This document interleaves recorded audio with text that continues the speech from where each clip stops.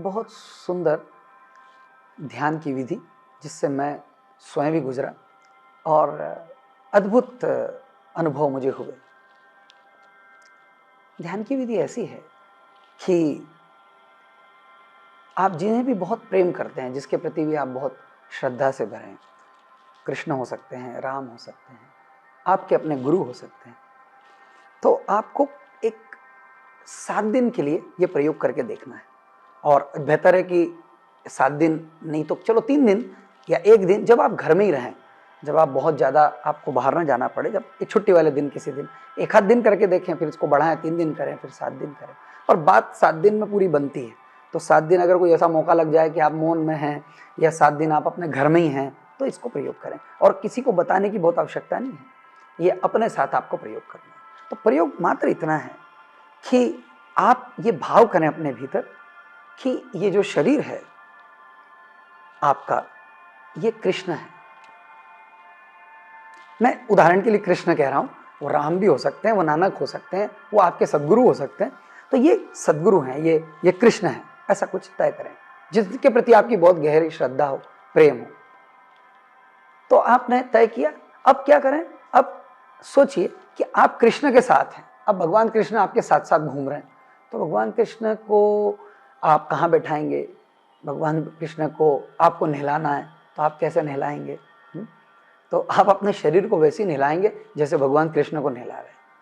आप अपने शरीर को भोजन वैसे ही शुद्ध देंगे और शुद्धि के साथ उस भोजन सारी व्यवस्था जमाएंगे। भगवान कृष्ण आपके घर भोजन करने आए, तो क्या आप भोजन परोस के टेलीविजन ऑन कर देंगे? नहीं, ऐसा नहीं करेंगे। आप बहुत ही प्रेम से भगवान को भोजन देंगे और भगवान के भोजन करते समय आप देखते रहेंगे, कोई दिक्कत तो नहीं, कोई कमी तो नहीं, कोई परेशानी तो नहीं। शायद बैठ के आप पंखा झलेंगे, बस वैसा ही।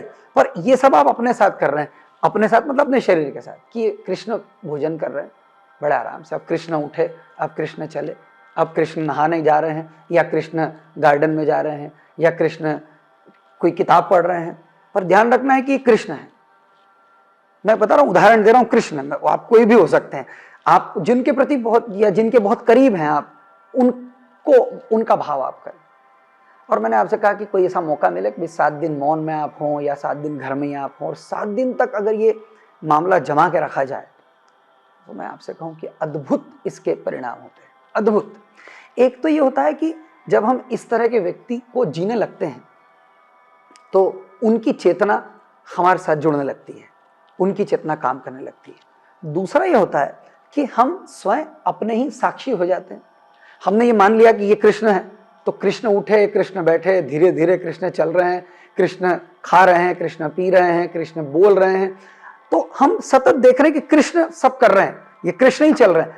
तो इसमें हम साक्षी हो जाते हैं, हम सतत देखने वाले हो जाते हैं। 7 दिन बाद धीरे धीरे इस भाव से बाहर आना है आपको।